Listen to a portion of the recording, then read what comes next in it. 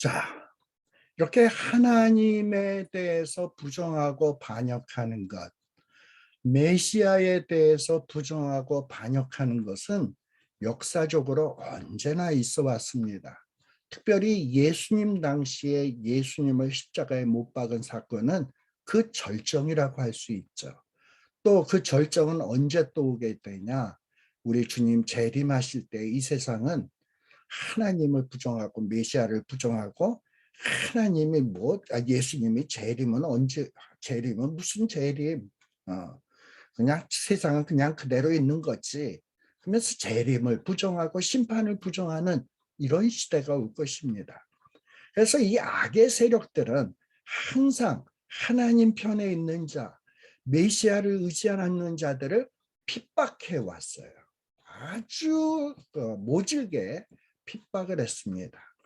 그 중에 대표적인 인물이 여러 인물들이 있죠. 우리가 이미 베드로 전후서를 할 때 네로라든지 혹은 도미티아누스라든지 이런 로마의 못된 황제들이 있었습니다. 근데 이 로마의 황제들 가운데서 가장 혹독하게 예수 그리스도인들을 핍박한 자가 누구였냐? 디오클레티안이라고 하는 자예요. 이 디오클레티안이라고 하는 자는 AD 245년에서 313년까지 살았던 자입니다. 그러니까 이 로마의 이제 이 로마가 기독교로 공인되기 바로 직전에 콘스탄틴 대제 바로 직전에 황제였던 자가 이 디오클레티안이라는 자입니다. 계속 교회사 속에서 보면 이 디오클레티안이 기독교를 가장 핍박한 자, 가장 많은 그리스도인들을 잡아 죽이고 고문을 하고 못 살게 놀았던 자가 누구냐? 디오클레티안이다라고 이야기를 합니다. 그래서 이 디오클레티안은 눈에 보이는 그리스도인들을 다 죽이고 가두고 못된 짓을 다 했어. 그러다 보니까 기독교가 그야말로 그냥 폭삭 주저앉는 것처럼 이렇게 보여졌어요. 그러고서는 그가 이런 못된 짓을 하고서 뭐라고 얘기를 했냐? 이제 드디어 기독교의 이름은 말살되었다라고 공적으로 선포를 했었습니다. 근데 이런 자가 어떻게 됐을까요? 이런 자는 뒤졌죠. 죽었어요. 죽은 때가 언제냐? AD 313년이야.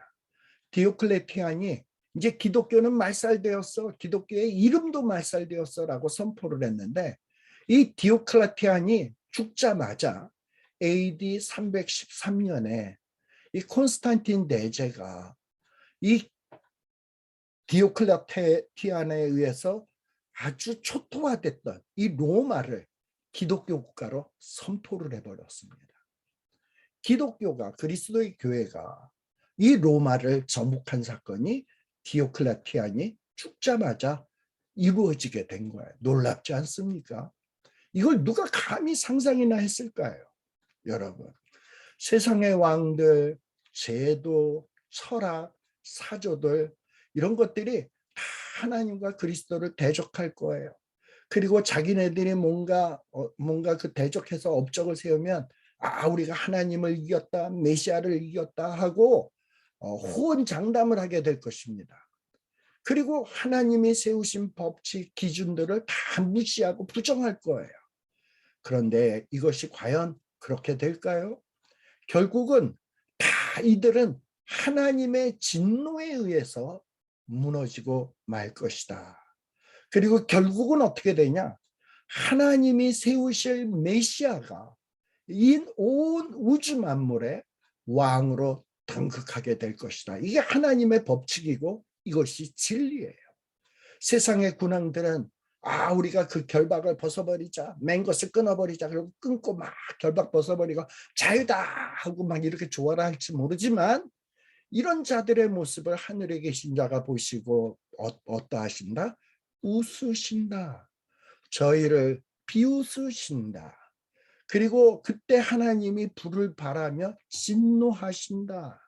그리고 저희들로 하여금 혼비백산해서 놀라게 하실 것이다. 그러면서 하나님이 뭐라고 선포하시냐? 내가 나의 왕을 내 산 거룩한 시온에 세웠다라고 하시는 거예요. 너희들이 왕인 것 같지? 니들 마음대로 하니까 니들이 왕인 것 같지? 웃기지 마. 이 세상의 왕은, 이 우주 만물의 왕은 내가 세울 나의 아들, 내가 낳을 나의 왕을 내 거룩한 산 시온에 내가 세웠다. 이 자가 바로 세상의 통치자다. 하나님이 선포하시는 거예요. 자, 그런데 여기에서 얘기하는 내가 나의 왕을 거룩한 산 시온에 세웠다. 이거 다윗의 시편이라 그랬죠. 우리가 요 다윗의 시편을 보면서 요거를 물론 우리가 이제 1차적 의미, 2차적 의미를 살펴야 합니다. 물론 아까 사도행전 4장에서 이 나의 왕 거룩한 산 시온에 세운 분은 누구냐? 바로 예수 그리스도, 메시아로 오신 예수 그리스도입니다만 그건 2차적 의미이고 1차적 의미는 뭐냐? 하나님이 세우신 왕은 누구냐? 다윗이에요. 다윗. 그래서 1차적으로는 인간 다윗이에요. 자, 근데 그래서 요 1차적 의미, 2차적 의미를 두 가지 의미를 다 생각을 해야 합니다. 그래야 또 이제 우리 시편 2편이 끝나고 나면 제 시편 3편하고 또 연결이 돼요. 그래서 이 시편 1, 2, 3 이렇게 쭉 나가는 것은 아무런 논리적 연결이 없는 게 아니라 굉장히 논리적으로 된다라는 것을 설명하기 위해서 1차적 의미, 2차적 의미를 제가 이야기하고 있는 겁니다. 자, 그럼 하나님이 세운 왕, 다윗 왕에 대한 얘기는 어디 나오냐? 사무엘상 16장에 나와요. 다윗이 사무엘서에서 처음에 등장하는 데가 어디냐? 사무엘상 16장 1절이에요. 여호와께서 사무엘에게 이르시되 내가 이제 사울을 버릴 거다. 이스라엘 왕이 되지 못하게 할 거다. 그래서 사무엘아 네가 지금 슬퍼하느냐? 네가 언제까지 슬퍼하겠느냐? 이제 내가 세울 왕이 있으니까 넌 너무 슬퍼하지 마라. 그러니 너는 이제 기름을 뿔에 채워가지고 가라. 내가 너를 베들레헴 사람 이새에게로 보내리니 이는 내가 그 아들 중에서 한 왕을 예선하였다. 이미 미리 선택하였다라는 거예요. 하나님은 자기가 세울 왕을 미리 딱 선택을 했다 이 말입니다. 사울은 버릴 거고 더 이상 왕이 되지 못하게 할 거고 그러니 사울로 인해서 너무 슬퍼하지 말고 너는 이제 내가 선택한 자에게 기름을 부어라. 그리고 그를 왕으로 세워라. 이러면서 하나님의 계획을 사무엘에게 말씀하고 있습니다. 보통 이 기름을 붓는 자를 뭐라고 얘기하냐? 메시아다라고 얘기하는 거야. 메시아라는 말이 헬라어로는 그리스도 같은 말이에요. 그리스도는 헬라어, 메시아는 히브리어. 둘 다의 뜻은 뭐냐? 기름 부음 받은 자라는 뜻이에요. 근데 구약 시대에 기름 부음 받은 자는 세 종류의 사람이 있다 그랬죠. 왕, 제사장, 선지자. 그런데 지금 여기서 언급하고 있는 것은 뭡니까? 이 세상의 왕으로 세울 자, 다윗을 하나님은 왕으로 세운다는 거예요. 그래서 1차적으로 이스라엘의 왕으로 다윗을 세우지만 2차적으로 온 우주 만물의 왕으로 세울 자는 누구냐? 다윗의 자손 예수 그리스도를 왕으로 세울 거예요. 이게 2차적인 왕이에요. 자, 그래서 사무엘상 16장 12절에 보면 이제 사무엘이 가서 이새의 집에 가서 이제 아들들 여러에게 기름 부으려 그러니까 걔 아니야, 걔 아니야. 하나님이 다 아니라고 말씀하시고 그래서 사무엘이 이새에게 또 다른 아들 없냐 그랬더니 하나가 있긴 한데 지금 바깥에서 양을 치는데 데리고 와라 그래가지고 다윗에게 기름을 붓죠. 그때 장면이 사무엘상 16장 12절입니다. 이에 보내어 그를 데려오매 그가 누굽니까? 이새의 아들 말자 아들 다윗을 데려오매 그의 빛이 붉고 눈이 빼어나며 얼굴이 아름답더라. 여호와께서 가라사대 이가 그니가 뭐예요? 내가 기름 부어서 세울 왕이 바로 이 다윗이니 일어나 기름을 부어라. 그래서 다윗은 어떤 자다? 하나님이 세우신 왕이다. 근데 또 하나님이 세우신 왕은 또 누가 있다? 다윗의 자손 예수 그리스도도 하나님이 세우실 왕이다. 그래서 사무엘상 16장 13절에 사무엘이 기름불을 취하여 그 형제 중에서 그에게 부었더니 이날 이후로 다윗이 여호와의 신에게 크게 감동되니라 라고 되어 있습니다. 이렇게 다윗이 1차적으로 하나님이 세우실 왕이다. 그리고 2차적인 왕은 누구냐? 다윗의 자손 예수 그리스도다. 아브라함과 다윗의 자손 예수 그리스도가 이 온 우주 만물에 하나님이 왕으로 세우실 메시아다라는 것을 염두에다 둘 필요가 있습니다. 그래서 사도행전 4장에서 베드로가 언급하고 있는 설교는 2차적인 의미로 지금 언급을 하고 있는 겁니다. 자, 그 다음에 이제 이 7절에서 9절은 시편 2편의 두 번째 토막이에요. 근데 이 7절에서 9절은 특별히 이제 하나님이 세우실 왕, 그 메시아에게 하나님께서 하시는 말씀입니다.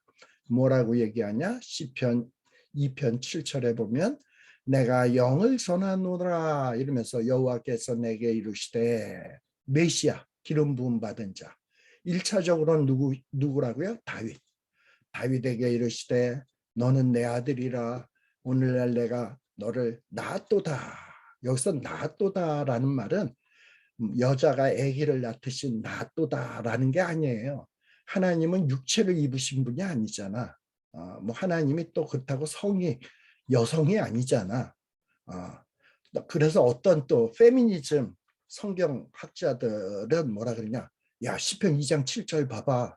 하나님이 아들을 낳고서 너는 내 아들이다. 내가 너를 낳았도다. 그러니 하나님은 여성이다. 하나님은 남성이 아니라 여성이다. 뭐 이런 얘기를 하는 분이 있어요. 근데 여기서 낳았도다라는 이 말은 어떤 생물학적 의미로 생각하면 되는 말이 아닙니다. 이 말은 6절에 세웠다라는 뜻으로 이해하면 되는 거예요. 여러분들 6절에 무슨 말이 나왔어요? 여기서는 내가 너를 낳았도다라고 되어 있습니다만 6절에서는 나의 왕 내 거룩한 산에 세웠다 하시리로다. 지금 내가 세웠다. 나의 왕을 세웠다. 내가 나의 왕을 세웠다. 근데 2장 7절에서는 내가 너를 낳았다. 대꾸가 되고 있죠. 6절과 7절. 내가 나의 왕을 세웠다. 내가 너를 낳았다. 대꾸가 되고 있어요. 이 대꾸가 되는 말은 비슷한 말일 때 대꾸가 되는 거예요. 그래서 여기 2장 7절에 오늘날 내가 너를 낳았도다 라는 말은 6절에 나왔던 세웠다라는 뜻으로 이해하면 가장 가까운 의미로 해석하면 될 거예요. 하나님은 사울을 버리시고 다윗을 이스라엘의 왕으로 세우셨습니다. 그리고 2차적으로는 이 세상의 군왕들이 이 세상의 관원들이 세상을 통치하도록 내버려 두는 것이 아니라 하나님은 이 세상을 통치하고 이 세상을 다스릴 자로 누구를 작정하셨냐? 누굴 세우기로 하셨냐? 흠모할 만한 것이 없고 사람들이 보기에 실어버림받은 그 예수 그리스도를 왕으로 온 우주 만물의 왕으로 세우신 거예요. 그러기로 작정하셨다 이 말이에요. 그래서 하나님께서는 역사의 새로운 기점이 되도록 하기 위해서 예수 그리스도를 온 우주 만물의 왕으로 세우실 것입니다. 역사의 새로운 기점. 여러분, 역사에는 뭐 어떤 중요한 역사의 순간순간들이 있었습니다. 근데 역사에 있어서 가장 결정적인 기점이 되는 가장 중요한 포인트가 어디 있을까요? 아마 역사상 가장 중요한 포인트 중에 대표적인 것이 있다면 아담과 하와가 선악을 알게 하는 나무를 따먹었어요. 그리고 사람의 운명은 죽게 되었습니다. 그러니까 죽을 운명으로 만든 그 사건, 역사의 중요한 기점이겠죠? 예. 그렇다면 그 다음에 중요한 기점이 뭡니까? 사망 권세가 깨어지고 어떤 영생이 주어지게 된 계기를 만든 사건. 그것이 역사에 어떻게 보면 새로운 기점입니다. 그러니까 사망에서 생명으로 바꾸게 되는 그 기점. 그것이 역사의 가장 중요한 기점 가운데 하나예요. 그리고 마지막에 이제 우리 예수님이 재림해서 우리에게 영생을 주실 때 그것도 중요한 역사적 기점이겠죠. 근데 어떻게 보면 가장 중요한 기점이 있다면 사망에서 생명으로 운명이 바뀌도록 만든 그 지점. 바로 그 지점이 역사의 새로운 기점입니다. 근데 하나님께서는 이런 역사의 새로운 기점을 만들게 하기 위해서 그리스도를 세우실 거예요. 그리고 그 그리스도를 이 역사의 왕으로 세우실 거예요. 역사의 모든 것을 주관하시는 왕으로 세우실 것입니다. 자, 그러면 과연 그 역사의 가장 중요한 기점이라는 것을 우리가 어떻게 알 수 있냐? 요한복음 5장 24절에 예수님이 이렇게 말씀하십니다. 내가 진실로 진실로 너희에게 이른다. 이 진실이라는 말이 2번 나오죠. 중요한 말이에요. 참이라는 말이에요. 내 말을 듣고 나 보내신 이를 믿는 자는 여태까지는 죽을 운명이었는데 예수님의 말을 듣고 예수님을 보내신 하나님을 믿게 되면 죽을 운명이었던 자가 영생을 얻게 될 것이고 심판에 이르지 아니하나니 사망에서 생명으로 옮겼느니라. 얼마나 이게 중요한 사건입니까? 그러니 우리 인생에 개개인의 인생에 있어서 가장 중요한 기점은 뭐냐? 예수님을 영접하고요. 또 예수님을 보내신 하나님을 믿을 때 나의 인생에 가장 중요한 변화가 나타나는 거예요. 죽을 운명에서 영생을 얻는 운명으로 바뀌어지는 순간인 겁니다. 굉장히 내 인생에 있어서 중요한 기점이죠. 또 로마서 5장 17절에도 보면 이 세상은 아담과 하와라고 특히 아담이라고 하는 한 사람의 범죄로 인해서 사망이 이 땅 위에 오게 되었습니다. 역사적으로 중요한 사건이죠. 물론 부정적인 의미입니다. 그래서 사망이 그동안 왕노릇했어요. 그런데 더욱 은혜와 의의 선물을 넘치게 받는 자들이 한 분 예수 그리스도로 말미암아 생명 안에서 왕노릇하리로다. 예수로 말미암아서 생명을 얻는 사건이 벌어지게 된 겁니다. 자, 그러면 하나님은 과연 어떤 사건으로 말미암아 메시아 예수 그리스도를 역사의 주관자 왕으로 세울 것인가? 이 사도행전 13장 33절에서 34절에 잘 기록되어 있습니다. 사도행전 13장 33절에 보면 곧 누가 하나님이 누구를 세운다? 누구를 일으킨다? 예수를 일으키사. 어디에서 일으켜요? 사망에서 일으키사. 우리 자녀들에게 이 약속을 이루게 하셨다 함이라. 그러면서 인용하고 있는 게 뭐예요? 시편 2째 편에 기록한 바와 같이 너는 내 아들이라 오늘 너를 낳았다 하셨고 또 사도행전 13장 34절에 또 하나님께서 죽은 자 가운데서 저를 일으키사. 앞에서는 하나님이 예수를 일으키사, 여기서는 하나님께서 죽은 자 가운데서 저를 일으키사 썩음을 당치 않게 하실 것을 가르쳐 가라사대 내가 다윗의 거룩하고 믿보는 살을 너희에게 주리라 하셨으니 라고 되어 있습니다. 자, 하나님이 어떤 사건을 통해서 예수 그리스도를 역사의 주관자, 왕으로 세우시냐? 예수님을 죽은 자 가운데서 일으키심으로, 부활시키심으로 왕으로 세우시는 거예요.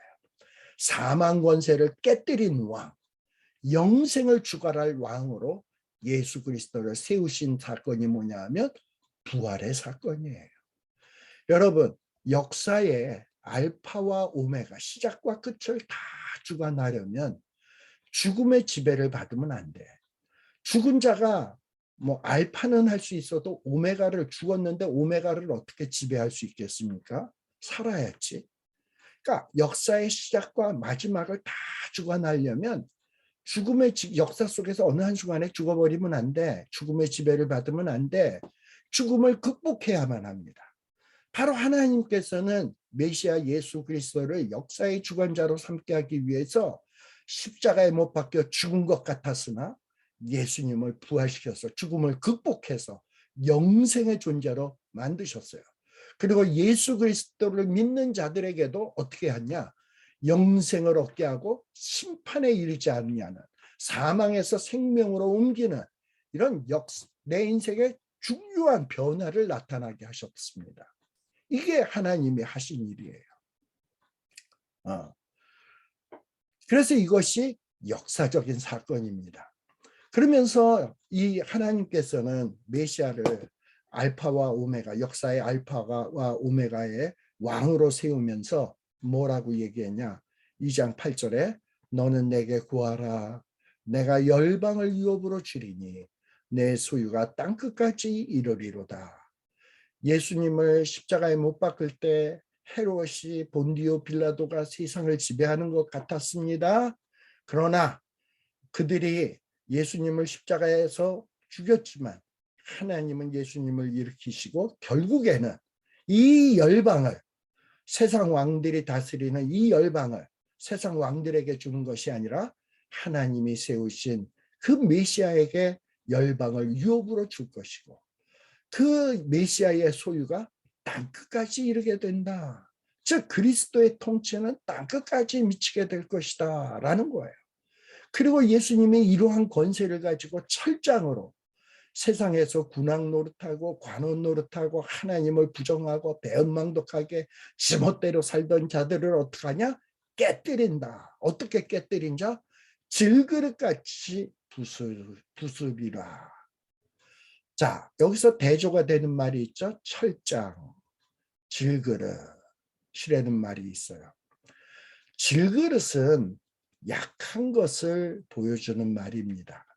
철장은 매우 견고한 것을 상징합니다. 이사야 53편에 보면 예수님은 이 땅 위에 오실 때 흠모할 만한 것이 없고 마른 땅에서 나온 줄기 같고 사람들이 흠모하지 아니하고 정말 별 볼 일 없고 연약해 보이는 것 같았으나 그리고 이 세상의 왕들은 뭐 백마를 타고 멋진 투구를 쓰고 세상을 지배하는 뭔가 강한 자처럼 보였으나 실상은 그 반대다. 세상의 왕들은 순간적으로 사라지고 말 질그릇이고 예수님은 보기에 초라해 보였지만 철장과 같은 존재고 마침내 철장과 같은 메시아이신 예수 그리스도가 이 온 세상을 지배하게 될 것이다. 이게 누가 만드신 법도냐? 하나님의 법도요. 하나님의 계획인 겁니다. 근데 세상에 나가서 우리가 이런 얘기를 해봐. 세상은 뭐 이 세상의 정치인들이 주관하는 것 같고 이 세상의 권력자들이 주관하는 것 같지만 아니야. 이 세상은 결국 메시아이신 예수 그리스도가 통치하게 될 거야. 너희들은 예수 그리스도에게 입맞추어야 돼. 세상 왕들에게 아부하고 세상 왕들을 의지하면 안 돼. 하나님 의지해야 돼. 이러고 얘기를 하면 세상 사람들 뭐라고 할까요? 뭐 미친놈이 다 있나 하고 조롱할 것 아닙니까? 그리고 우리를 비웃을 것 아닙니까? 근데 실상은 이런 모습을 지켜보시는 하나님이 우리를 비웃고 조롱하는 자들을 하나님이 비웃으시고 조롱하십니다. 그리고 마침내는 하나님이 약속하신 대로 하나님이 세우신 법도대로 메시아이신 예수 그리스도를 온 우주 만물의 왕으로 세우실 것입니다. 여러분들 이것은 어떤 일이 있더라 하더라도 의심해서는 안 돼. 우리는 이것을 철저하게 붙들어야 되는 거예요. 이것이 우리의 믿음의 내용인 것입니다. 자, 그리고서는 하나님이 시편 2편의 세 번째 토막인데요. 10절에서 12절에 나오는 말씀. 자, 너희들이 이렇게 시편 2편에 보듯이 세상의 군왕들, 세상의 관원들은 하나님을 부정하고 그리고 하나님을 대적하고 하나님을 조롱하고 하나님의 법도를 끊어버리고 그리고 귀찮게 여기고 이러는데 이런 자들은 하나님이 비우셨을 거야. 그리고 하나님의 분노로 진노로 그들을 벌하실 거야. 그리고 하나님이 세우실 왕이 있어. 그 왕을 통해서 이 세상은 지배될 거야. 라고 말씀하시면서 너희들이 이러한 사실을 알았다면 이제 너희는 어떻게 살아야 마땅한지 내가 지금 이제 말할 텐데 이 말을 단단히 들어라 하면서 하는 말씀이 시편 2장 10절에서 12절에 나오는 내용이에요. 자, 그런즉 이 하나님이 없다고 생각하고 까불던 군왕들아, 너희들의 말로는 진노야. 하나님이 세우실 왕은 따로 있어. 그러니 너희는 이제 어떻게 해야 된다?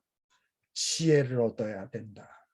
세상의 관원들아, 하나님을 부정하고 조롱했던 이 관원들아, 너희들이 살기를 원한다면 제대로 된 교훈을 받을지어다 라고 얘기하고 있는 거예요. 그러면서 뭐라고 얘기합니까? 여호와를 경외함으로 섬기며 떨며 즐거워할지어다. 여기 경외함이라는 말은 제가 지난 시간에도 말씀드렸습니다만 하나님을 경외한다라는 것은 뭐냐? 목소리 굵게 내고 천천히 걷고 할렐루야 뭐 이런 소리 한다고 하나님을 경외하는 게 아니라 내 사고, 내 행동, 내 어떤 삶의 기준이 하나님이 기쁘시게 하나님이 기뻐하시는 그런 기준, 그런 삶의 방식, 그런 행동, 그런 생각으로 살아가는 것이 하나님을 경외하는 거예요. 그래서 이 하나님을 경외하는 것이 뭐냐? 결국은 지혜의 근본이에요. 우리가 이 세상에서 정말 지혜롭게 살려면 어떻게 해야 되냐?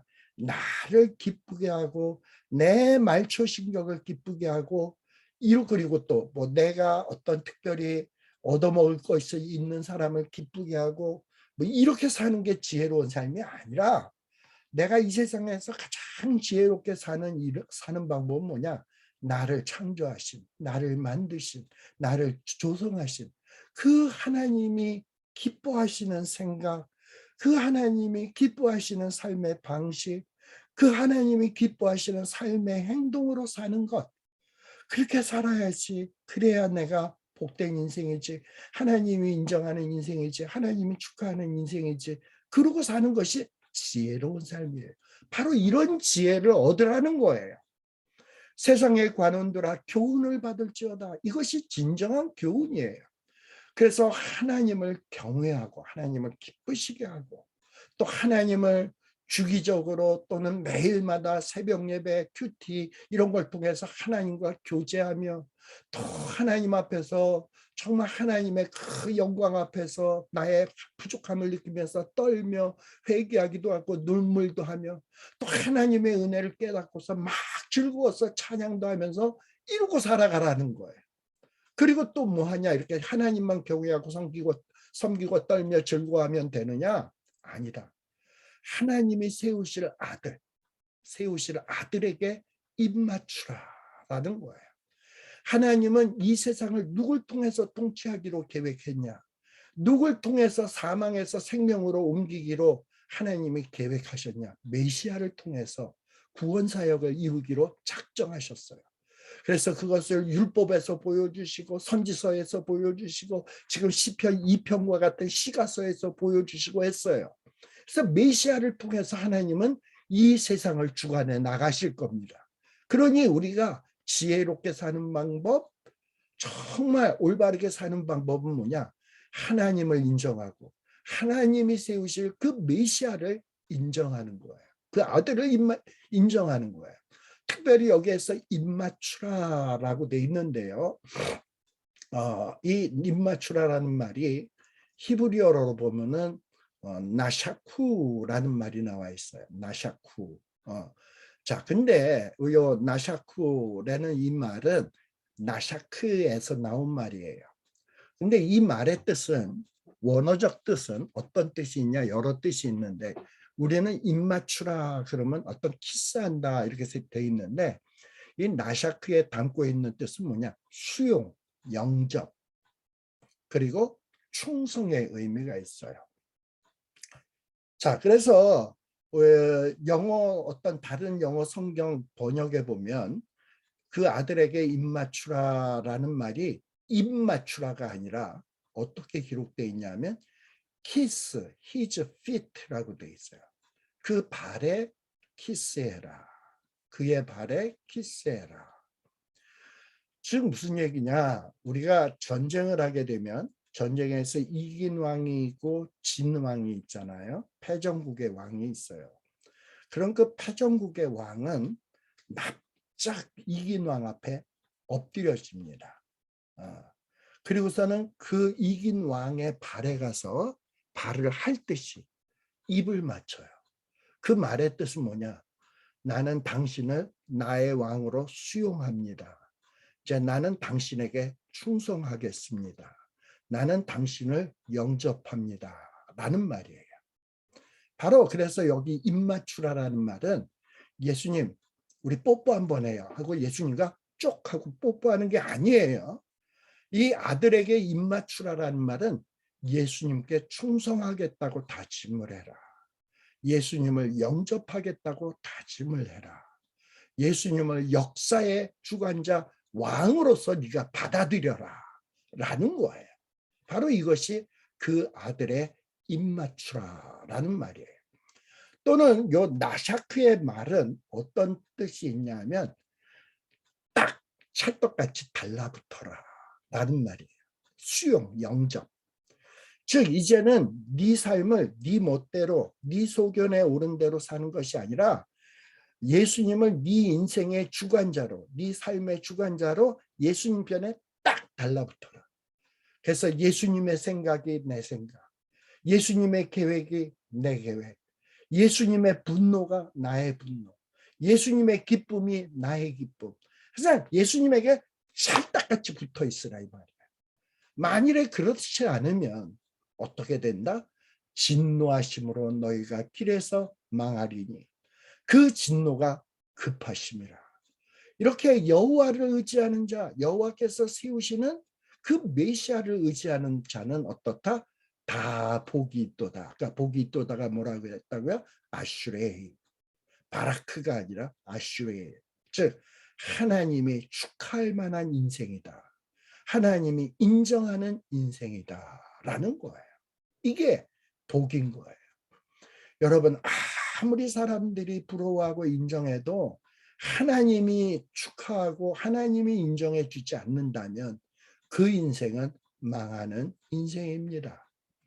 우리 신약성경의 복음서에 보면 어둠 속에서 7명에 시달리던 막달라 마리아가 있었습니다. 맨날 어둠 속에서 7명에게 시달렸으니 얼마나 고달프고 그 인생이 힘들었겠습니까? 그러니 이 여인은 맨날 홈리스처럼 이거리 저거리 다니면서 거지 같은 인생을 살았어요.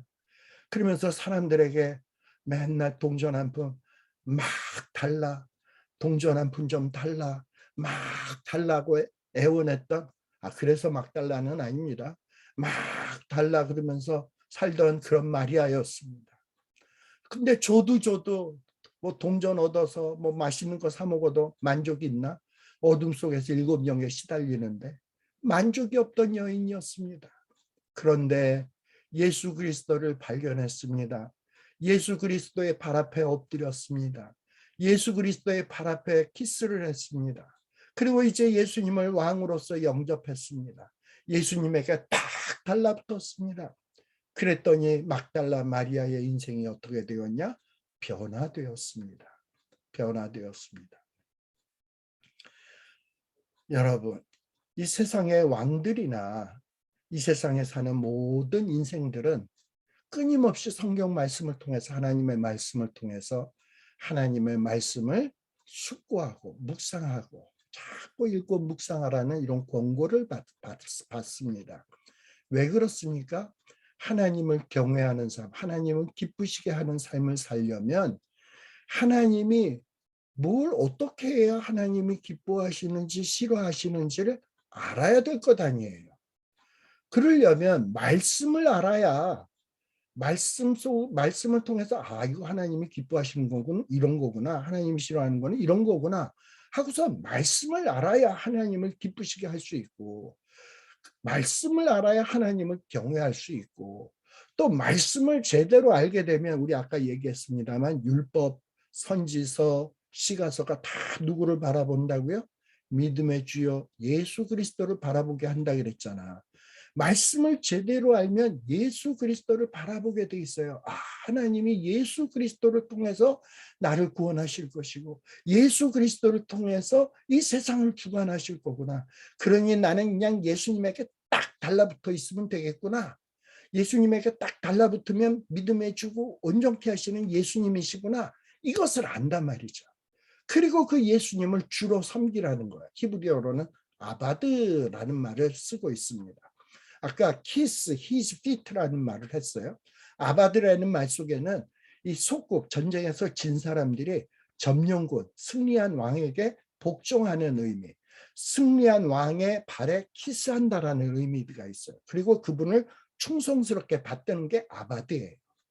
주를 그렇게 섬기라는 거예요. 그리고 여기 입맞추라는 이 말은 나샤쿠라는 말을 썼는데 우리 문법적으로는 어떤 문법이냐? 보통 히브리어에 PL 명령형으로 되어 있습니다. 이 PL이라는 말은 강조형이에요. 즉 마구마구 입맞춰라 라는 거예요. 그냥 단순히 키스해라 이게 아니라 정말 충성으로 성심을 다해서 네 온 마음을 다해서 그분 앞에 충성의 키스를 해라. 그리고 그분에게 온 마음을 다해서 전심을 다해서 딱 달라붙어 있어라. 그분과 단단히 묶여져라 라는 뜻을 가지고 있는 거예요. 이렇게 여호와를 의지하는 자, 또 여호와가 세우실 그 메시아에게 딱 달라붙어 있는 자, 그에게 충성하는 자는 다 뭐가 있다? 복이 있도다. 하나님이 인정할 만하다. 하나님이 축하할 만하다. 또 그래서 사람들이 그를 볼 때 본받고 싶다. 사모하게 된다. 여러분, 주님의 제자들이 주의 복음을 막 들고 다닐 때 그러면 우리가 어찌해야 구원을 얻겠습니까? 어찌해야 내가 이 문제를 해결할 수 있겠습니까? 이럴 때 이 사도 베드로나 요한, 야고보 그리고 뭐 바울 이런 사람들은 다 뭐라고 얘기했습니까? 주 예수를 믿으라. 너와 내 집이 구원을 얻으리라. 금과 은은 나 없어도 예수 이름으로 너는 일어나 걸으라 하면서 예수 그리스도를 소개했고 하나님을 의지하라고 권면을 했습니다. 여러분, 시편 1편과 2편은 시편 1편과 2편은 다윗이 인생의 황혼길에서 자기의 인생의 길을 쭉 돌아다 보면서 어찌해야 하나님이 정말 인정할 만하고 하나님이 축하할 만하고 칭찬할 만한 인생인지 이거를 가르치고 싶었던 거예요.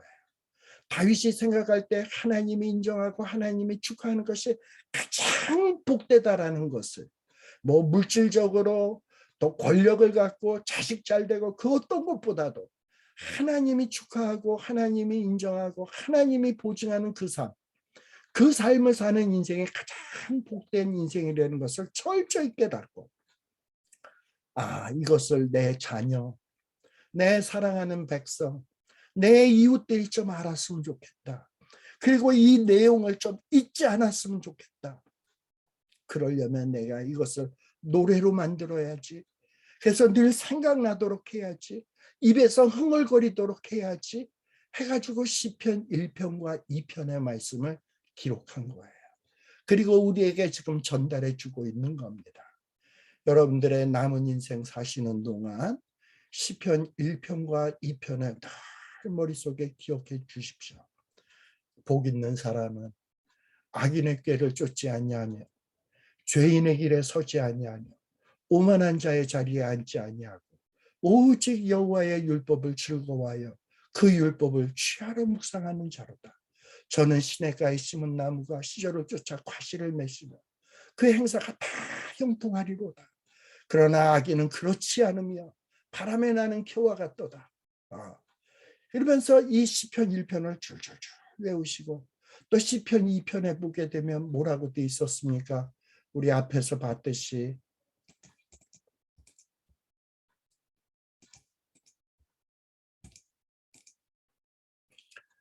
어찌하여 열방이 분노하며 민족들이 허사를 경영하는고. 세상들이 막 복잡하게 사는 것 같지만 그들이 하는 일들은 다 헛거예요. 왜 그러느냐?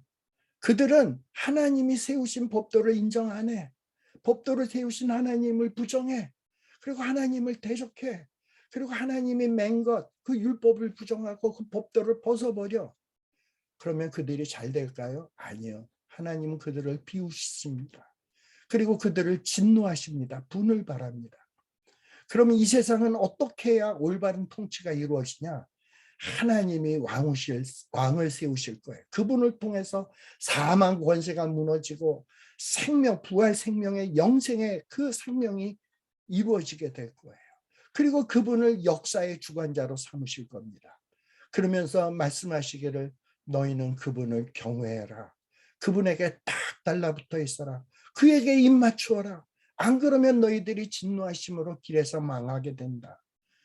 인생을 하나님을 의지하고 메시아를 의지하는 자가 이것이 하나님이 인정하는 인생이고 축하하는 인생이다 라고 시편 2편에서 노래하고 있는 겁니다.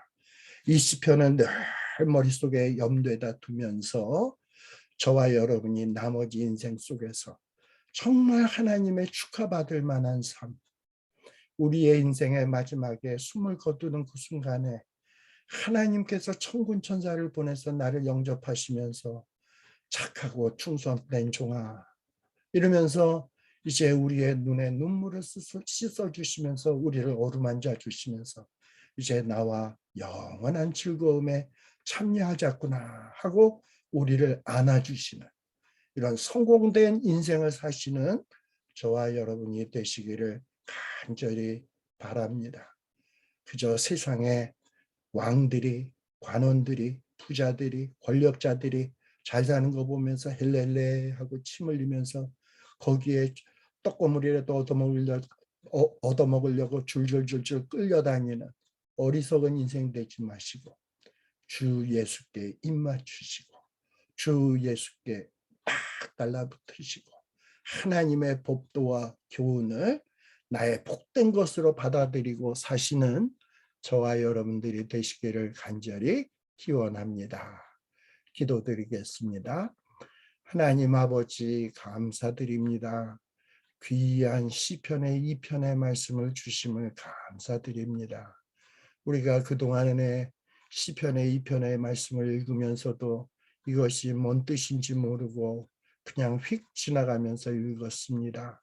하나님 아버지 이제 한 구절 한 구절 내 마음에 깊이 새기게 하시고 삶의 순간순간마다 생각나게 하시고 삶의 걸음걸음에서 하나님에게 예수님에게 딱 달라붙게 하시고 하나님께 입맞추면서 사는 것을 기쁨으로 여길 수 있는 저희들이 되게 하여 주시옵소서.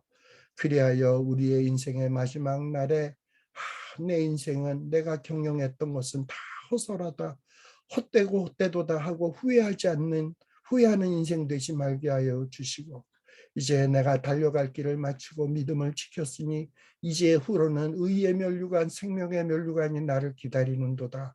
그러면서 승리의 고백을 하면서 하나님 앞에 달려갈 수 있는 이런 인생들이 되게 하여 주시옵소서.